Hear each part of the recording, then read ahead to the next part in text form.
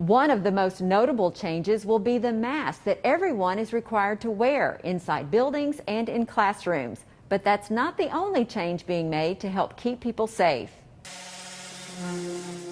Nearly 100 requests for plexiglass have already come in from across campus. It really is a great collaboration between facilities management and planning, design, and construction to be able to build these in-house. It's anywhere where you're going to have any type of customer service type transaction, or you cannot, you can't, get the 6 feet distance. We put a big X on that table.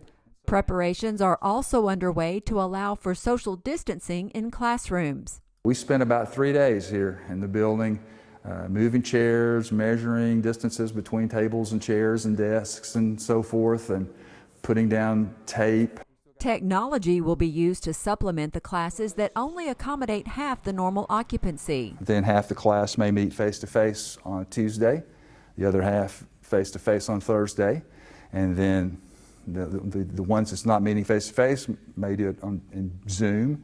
Hand sanitizer, stickers, lots of signage will all serve as reminders to make campus as safe as possible. It's a challenge, but I think it's something that we can make happen. Things are not going to be normal on campus. They're just not going to be normal. But we want everyone to feel like that they feel safe here. Taking the necessary steps to keep everyone healthy so Hilltoppers can be back where they belong, on the Hill.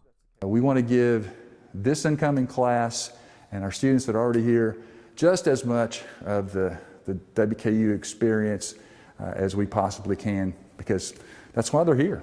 As you can see, social distancing will be enforced all over campus, including here at Downing Student Union. If you'd like more details on the Big Red Restart Plan, log on to wku.edu/restart.